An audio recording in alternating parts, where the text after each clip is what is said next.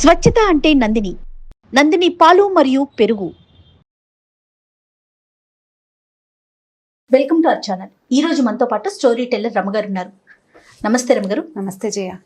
రమగారు, చిన్నపిల్లలు మనము కొట్టినప్పుడు కానీ ఏదైనా ఒక సందర్భం వచ్చినప్పుడు దెబ్బకి దెయ్యం వదులుతుంది అంటాం. అసలు దీనికి దానికి కనెక్షన్ ఏంటండి? అంటే మనం కొడితే దెయ్యం వదలటం ఏంటి? దీనికి సంబంధించి ఏమైనా స్టోరీస్ కానీ అసలు ఈ మాట ఎందుకు వచ్చింది, ఈ సామెత? బోల్డ్ అంత కథ ఉంది దానికి. అయితే దెబ్బకి దయ్యమే కాదు, దెబ్బకి దేవుళ్ళు కూడా బెదురుతారు. మరి పిల్లలకి ఒక దెబ్బ వేస్తే ఇప్పుడు మామూలుగా అరిచేసి చచ్చిపోతాం, ఎంతసేపు అరిచిన వినరు.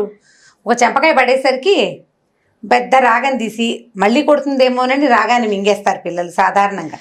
కాకపోతే పదే పదే కొడుతున్నాం అనుకో, దెబ్బకి ఏమి భయం ఉండదు. రేర్గా పడే ఒక దెబ్బ భయపెడుతుంది. కానీ చిట్టి పొట్టి దెబ్బలేస్తారు జయ. ఏమిటో ప్రతిసారి చెప్పాలనుకుంటా, ఈ వాక్యం చెప్పేసేయాలి ఇప్పుడు. చెప్పండి. చిట్టి పొట్టి దెబ్బలేస్తే పిల్లలు చిక్కిపోతారు. ఇప్పుడు అటెళ్తూ ఇటెళ్తూ ఒక దెబ్బ అలా కొట్టకూడదు. చిన్న చిన్న దెబ్బలతోటి పిల్లలు సన్నబడిపోతారు. ఎందుకు రమ్మగారు? అది అట్లా అంటారు, చిట్టి పొట్టి పెద్దవాళ్ళు చెప్తారు. నిజమే ఆ మాట. ఎప్పుడు చిట్టి పొట్టి దెబ్బలు తగులుతూ ఉంటే పిల్లలు అదురుతారు కదా. ముద్దుకి కొడుతున్నారని ముద్దు కాదు, సీరియస్ గానే ప్రతి చిన్నదానికి ప్రతి విషయానికి ఓ మొట్టికాయ, ఓ చెంపకాయ, ఓ దెబ్బ వేయటం అలా కాకుండా అసలు ఏం అనొద్దు. కొడితే సడన్ గా ఒకసారి ఒక పెద్ద దెబ్బ పడాలి. ఈ చిట్టి పొట్టి దెబ్బలు వేయకూడదు, దాంతో పిల్లలు చిక్కిపోతారు. మీరు కొట్టేవారా రమ్మగారు పిల్లల్ని? నేను గట్టిగా ఒక దెబ్బ ఖచ్చితంగా పడుతుంది జయ. చిట్టిపొట్టి దెబ్బలు నేను కొట్టను. ఇప్పుడు కూడా మా వాళ్ళకి మొట్టికాయలు పడుతూనే ఉంటాయి. నాకు బాగా కోపం వస్తే, అంటే వాడు మాట వింటలేదు అనుకో, జుట్టు బాగా అందుతాయి మా పిల్లలు ఇద్దరివి. జుట్టు పట్టుకుంటాను, నాకు జుట్టు పట్టుకుని అది ముద్దు తిట్టడానికి కూడా అదే పద్ధతి. నెత్తి మీద మొట్టికాయలు వేస్తూనే ఉంటాను. అంటే ఎవరు అందితే వాళ్ళకి మొట్టికాయలు పడుతూ ఉంటాయి. కాకపోతే ఈ మొట్టికాయలు వేయటం అంటే గట్టిగా కొట్టడం ఒక పద్ధతి. మనం చిన్న చిన్న దెబ్బలు కొట్టకూడదు పిల్లల్ని. కొడితే ఒకటే పెద్ద దెబ్బ. వాడికి ఆ దెబ్బ బెదురు ఉండాలి పిల్లలకి. కొడుతుందేమో అమ్మ అన్న భయం ఉండాలంట. కొడుతుంది, అంతేగాని ఎంతసేపు కొడుతుంటే కొడుతుంది, అంతకంటే ఏం చేస్తుంది, దీనికి అంతకంటే ఇంకేమి రాదనిపించేస్తుంది. అలా చేయకూడదు. ఎప్పుడో 10 రోజులకు 15 రోజులకు ఒక చెంపకాయ పడితే భయం ఉంటుంది. 10 రోజులకు ఒకసారి ఏమిటి నెలకోసారి కొడతావా? 10 రోజులకు ఒకసారి కొట్టకూడదా? నెలకు ఒకసారా? మరి ఎలా? అసలు పిల్లలు కొడతామా రమ్మగారు? గట్టిగా నోట్తో చెప్పాలి. కానీ మీరు కూడా కొట్టమని చెప్తున్నారా? మరి కొట్టకంటే కుదరదు. మరి దేవుళ్ళు కూడా భయపడతారు దెబ్బకి. అదే కదా చెప్తున్నాను. చెప్పండి, స్టోరీ చెప్పండి. ఫైనల్ లో డిసైడ్ చేసుకుందరు. కానీ చిన్నప్పుడు న్యూస్ పేపర్లో, చిన్నప్పుడు అంటే నా చిన్నప్పుడు అంటే కనీసం ఇది 70s లో అనుకోండి, న్యూస్ పేపర్లో ఫుల్ పేపర్ ఉంటుంది. ఆ పేపర్ నేల మీద పరిచి మొదటి పేపర్ని ఇలా కొంచెం పైకి లేపితే రెండో పేపర్లో ఈ కార్నర్కి, అంటే పేపర్ ఇలా పెట్టుకుంటే ఇటువైపు కార్నర్కి అనమాట, రైట్ సైడ్ కార్నర్కి ఒక చిన్న కాలం ఉండి అక్కడ ఒక కథ వేసేవాళ్ళు. ఆ కథలో రకరకాల ఇంట్రెస్టింగ్ కథలు అండి. మొత్తం కథ అంతా కాదు, అది సీరియల్ లాగా కథ నడుస్తూ ఉండేది అనమాట. ఒక 5-6 బొమ్మలు లేదా 7 బొమ్మలు, ఒక్కొక్క బొమ్మకి ఇప్పుడు అమర్ చిత్ర కథలకు ఎట్లా వాక్యాలు ఉంటాయి, ఆ వాక్యాలు ఉండేవి. ఎవ్రీ డే నేను ఆ కథను వెతుక్కుంటూ ఉండేదాన్ని. ఆ కథ కావాలి. పేపర్ ఎవరి చేతిలో ఉన్నా మా నాన్నగారు చదువుతుంటే మధ్యలోకి దూరి, కుర్చీకి పేపర్కి, ఆయనకి మా పేపర్కి మధ్యలో దూరి ఆ కాస్త పేపర్ తీసి అది గబగబా చదివేయాలన్నమాట. అంత ఇంట్రెస్టింగ్గా ఉండేది. అలా చదివిన ఒక కథ ఇది. ఎంత పాతదో. అయితే దీన్ని సరదా కథగానే తీసుకోవాలి, చెప్పడానికి బాగుంటుంది, వినడానికి బాగుంటుంది. ఇది నిజమేనన్న ఆలోచనలో ఉండద్దు. ఒక ఊళ్ళోనట ఒక పూజారి గారు ఉన్నారు. మామూలుగా పల్లెటూళ్ళల్లో ఏదో కాయ కసరు పండించుకుంటారు. ఆకుకూరని, తోటకూరని, ఓ దొండపాదు, ఓ కాకరపాదు, అక్కడి నుంచి 4 వంగ మొక్కలు, 4 బెండ మొక్కలు పెట్టుకుంటే ఇక కూరలు కొనుక్కోక్కర్లేదు. ఆ ఉన్న కూర ఏదో అంత కూర వండుకుని కాలక్షేపం చేసేవాళ్ళు. అయితే ఈ పూజారి గారి ఇంట్లో రకరకాల కూరగాయల మొక్కలు ఉన్నాయి. వాళ్ళ ఇంట్లో ఒక బ్రహ్మాండమైన కాకరపాదు ఉంది. కాకరపాదుకి ఏంటంటే స్నానాలు చేసే నీళ్లు, వేడి నీళ్లు పడితే కాకర విరగ్గాస్తుందని చెప్పేవాళ్ళు చిన్నప్పుడు. మామూలు నీళ్ళు కాదు, అక్కడ కూర్చుని స్నానం చేస్తారు ఇంకో పిల్లల స్నానాలు అవి. అప్పుడు ఏముంది, బాత్రూంలో పాడ ఏం లేవు, ఓపెన్ ఎయిర్ బాత్రూమ్సే, బయటే స్నానాలు చేసేవాళ్ళు. ఈ వేడి నీళ్లు, సునిపిండి నీళ్లు, నూనె నీళ్లు అవి తగిలితే కాకర విరగ్గాస్తుందని చెప్పేవాళ్ళు. అయితే వాళ్ళ దొడ్లో కాకర చెట్టు విపరీతంగా కాసేది, బోల్డ్ కాయలు. ఈ పూజారి గారికి ఓ 2-3 పిల్లలు ఉన్నారు. ఓ కొడుక్కి పెళ్ళయింది. చిన్నపిల్లలు ఏదో చదువుకునేవాళ్ళు. ఈ పెళ్ళి అయితే కోడలు కొత్తగా వచ్చింది. దానికి కాకరకాయ కూర మహా ఇష్టం. వీళ్ళింట్లో కూడా కాకరపాదు ఉంది, ఇంట్లో అందరికీ కాకరకాయ కూర ఇష్టం. అయితే అత్తగారు ఏం చేసేది, కాకరకాయ పులుసు కూర చేసేది. ఈ అమ్మాయికి వేపుడు ఇష్టం. వేపుడు చేసుకుందామంటే ఆ వేపుడు ఎందుకు, బోల్డ్ నూనె, అంత నూనెకి వేసుకోవడం తినడానికి మనం ఏమైనా గొప్పవాళ్ళమా, పులుసు కూరకైతే అంత తిరగమాత పెడితే సరిపోతుంది, తీయగా పుల్ల బెల్లం పెడితే పిల్లలు తినేస్తారని ఆవిడ ససేమిరా వేపుడు చేసేది కాదు. పోనీ మీరు పులుసు కూర చేసుకోండి, నేను వేపుడు చేసుకుంటానంటే 2 కూరలు వండుకునేంత గొప్పవాళ్ళవా అని ఆవిడ తిట్టేది. దాంతో ఎంతసేపు కాకరకాయ కూర చూసినప్పుడల్లా దీనికి వేపుడు మనసులో మెదులుతుండేది. ఈ పిల్లకి అత్తగారు ఒప్పుకునేది కాదు. ఏం అత్తగారండి? ఆవిడ ఒక అత్తగారు మరి. ఓకే, పాతకాలం అత్తగారు. అక్కడి నుంచి ఏమైంది, కొన్ని రోజులు ఇలా గడిచాక ఓ రోజు ఏదో కూరండు తిన్నారు. మర్నాడు పొద్దున్నే ఇంట్లో ఉన్న చిన్నపిల్లలేమో బళ్ళోకి వెళ్ళిపోయారు. అత్తగారికి పక్క ఊరు నుంచి కబురు వచ్చింది, వాళ్ళ అక్కయ్య కూతురు కానీ ఎందుకు సిద్ధంగా ఉంది, కాస్త తోడు రావాలి అని అడిగారు. అడిగేసరికల్లా మామగారు అన్నాడు, నువ్వు అబ్బాయి వెళ్ళండి అని చెప్పారు. చెప్పేసరికల్లా ఆ మామగారేమో ఆయన ఏదో పౌరోహిత్యం చేసుకోవడానికి ఊరి మీదకి వెళ్ళిపోయాడు. భర్త అత్తగారు ఇద్దరు కలిసి పక్క ఊరు పురుడు వేయడానికి వెళ్ళిపోయారు. ఈ పిల్ల ఒక్కతే ఉంది. సరే ఆవిడ ఏమంది, పొద్దున ఏదో వండాను కదా వంట, అన్నం తినేసేయి, ఆ పశువుల దగ్గర బాగు చేయి, ఏవో 10 రకాల పనులు, మామూలుగా ఇంట్లో ఉండే ఆడపిల్లలకి అప్పచెప్పే 10 రకాల పనులు అప్పచెప్పింది. మధ్యాహ్నం అయ్యేసరికి పురుడెళ్ళగానే నేను వచ్చేస్తాను, సాయంకాలం ఆవుకు పాలు తీయాలి, ఈ కథ ఏదో చెప్పి వెళ్ళిపోయింది. ఈ పిల్ల ఏం చేసింది, 4 పనులు సవరించుకున్నాక అన్నం పెట్టుకుందామని అనుకుంది. ఆకలిస్తుంది, అన్నం తిందామని. అప్పుడు దానికి తట్టింది, ఎవరు లేరు, ఎంచక్కా 2 కాకరకాయలు కోసుకుని వేయించుకుంటే బాగుంటుందని చూసింది. చెట్టు మీద చూస్తే బోల్డ్ సేపు వెతికితే కానీ కాయలు కనపడలా. ముందు రోజు కోసేసుకున్నారు, పక్కింటి వాళ్ళకి వీళ్ళకి పనిచేసి ఉంటారు. అక్కడి నుంచి ఒక లోపలగా మూలకి ఒక 4 అంటే 4 నవనవలాడుతున్న లేత కాకరకాయలు కనపడ్డాయి.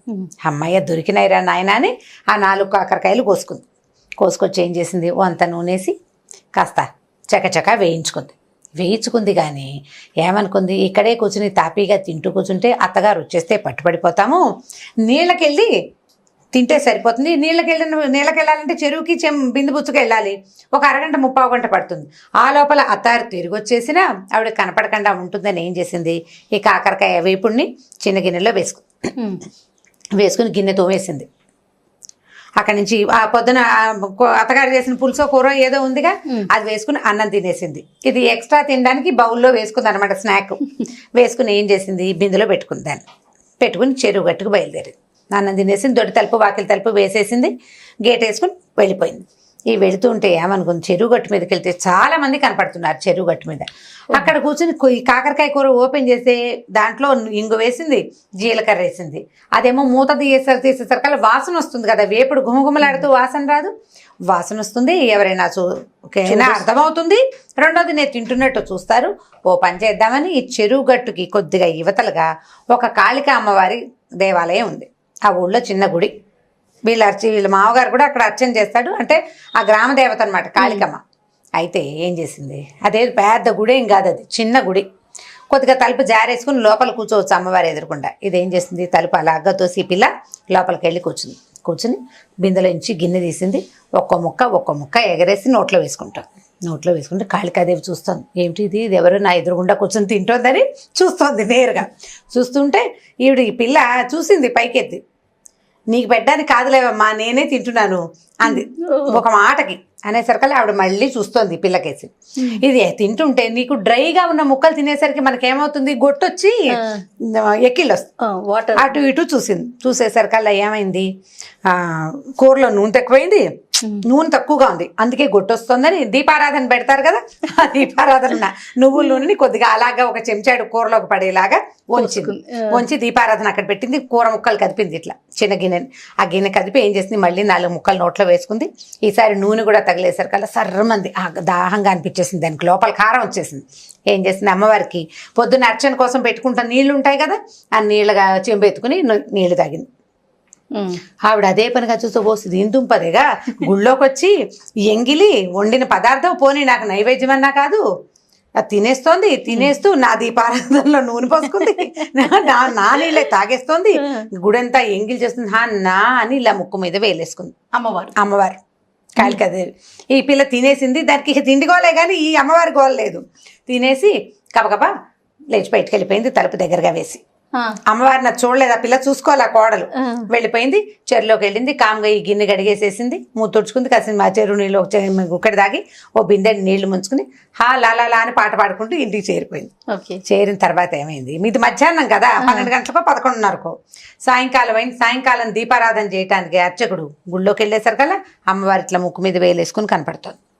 అయ్యోరా మా కాళికాదేవి ముక్కు మీద వేలేసుకుంది, ఏదో అపరాధం జరిగింది ఊళ్ళో అని గోల మొదలైంది. వీళ్ళ ఇంటి దాకా రాలేదు, ఊరంతా తెలిసింది. ఆ రోజులు ఏంటంటే పెందరాళ్ళే పడుకునేవాళ్ళు కదా, వాళ్ళల్లో వాళ్ళు చెప్పుకున్నారు, రేపు పొద్దున్నే చూడాలనుకున్నారు.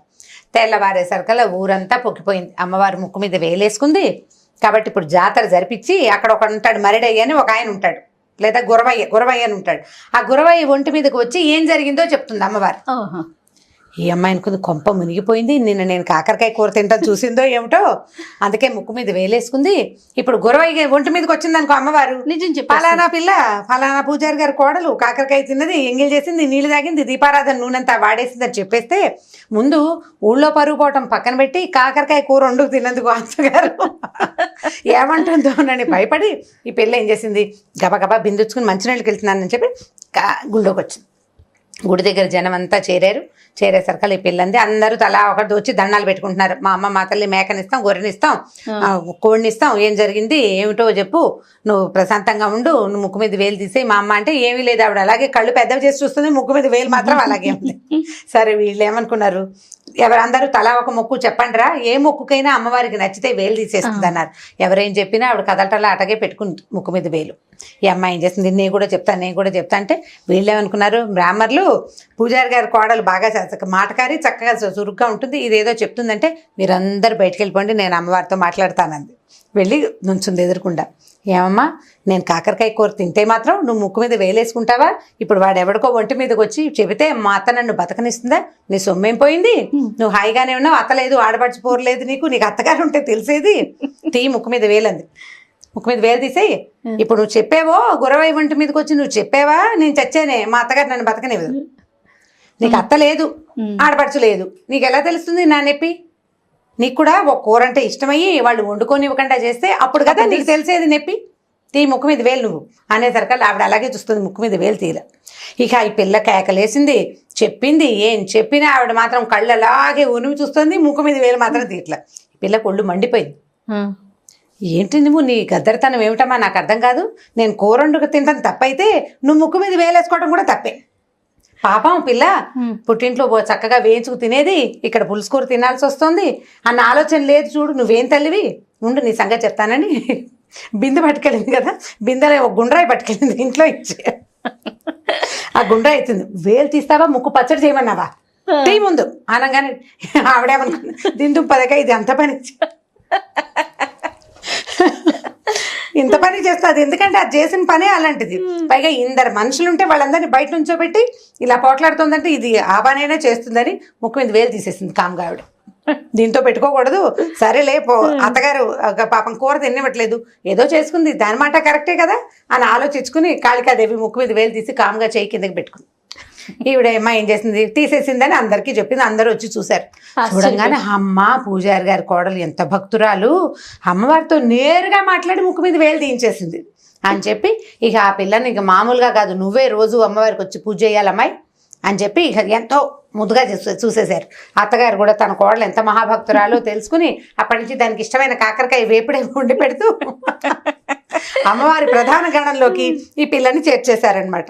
ఆ అమ్మాయి కూడా అప్పుడు ఆ క్షణానికి తను తప్పించుకోవాలి కాబట్టి అమ్మవారితో పోట్లాడింది, కానీ అది భక్తి కాకపోవడం ఏం లేదు దానికి.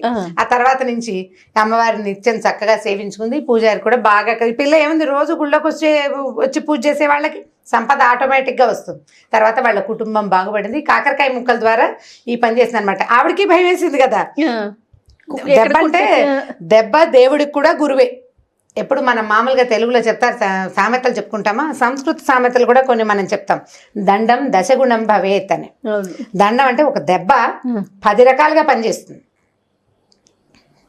ఈ మధ్య వాట్సాప్లో ఎవరో ఒక వీడియో పెట్టారు, వాట్సాప్లో కాదనుకుంటా ఫేస్బుక్లో. ఒక ఆయన చిన్న పిల్లని పక్కన కూర్చోబెట్టుకుని అన్నం ప్లేట్లో పెట్టుకుంటాడు. తన చేతిలో ఒక బొమ్మ ఉంటుంది, ఆ బొమ్మకి అన్నం తినిపించడానికి ట్రై చేస్తాడు. ఆ బొమ్మ తిందు, ఆ కర్ర తీసి టపా టపా టపా కొడతాడు ఆ బొమ్మను. తర్వాత ముద్ద తీసి పిల్లకి పెడితే పిల్ల కిక్కురు మనకండా తినేస్తుంది. దాన్ని కొట్టాడు నన్ను కొడతాడు అని అర్థమవుతుంది కదా. మనం ఒకళ్ళని కొడితే రెండో వాళ్ళు భయపడతారు కదా. కాబట్టి ఈ దండానికి ఎవరైనా బెదరవలసిందే. దయ్యం బెదిరే కథ కూడా ఇంకొకటి ఉంది, నెక్స్ట్ టైం చెప్తాను. చాలా బాగుంది రామ్ గారు, చాలా ఫన్నీగా ఉంది, చాలా ఇంట్రెస్టింగ్ గా ఉంది. ఎంత పాత కథ, నేను 3rd క్లాస్ ఏమో ఈ కథ చదివే నాటికి. ఈ కథ సగం మర్చిపోయాను నేను. ఈ మరి ముగ్గు మళ్ళీ ఎలా గుర్తుకొచ్చింది మీకు? మా అక్కయ్యలు లేరు మాకు. రన్నింగ్ లైబ్రరీస్, వాకింగ్ లైబ్రరీస్ ఉన్నాయి మా దగ్గర. ఓకే. నేను మా అక్కయ్య ఏమిటంటే మా అక్కయ్యకి బాగా గుర్తులేదు, ఇద్దరం కలిసి 4-5 సార్లు చెప్పుకున్నాక ఇంకా స్ట్రైక్ అయింది అనమాట. దీన్ని వంకాయ కూర అని చెప్పే కొన్ని ఊళ్ళల్లో వంకాయ కూరగా కూడా చెప్తారు. ఆ పేపర్ లో వచ్చింది మాత్రం కాకరకాయ వేపుడే అనమాట. కాకరకాయ వేపుడు. సూపర్. చాలా బాగుంది రమ్మ గారు. ఇంకొక వీడియోతో మళ్ళీ కలుద్దాం. నమస్తే. నమస్తే.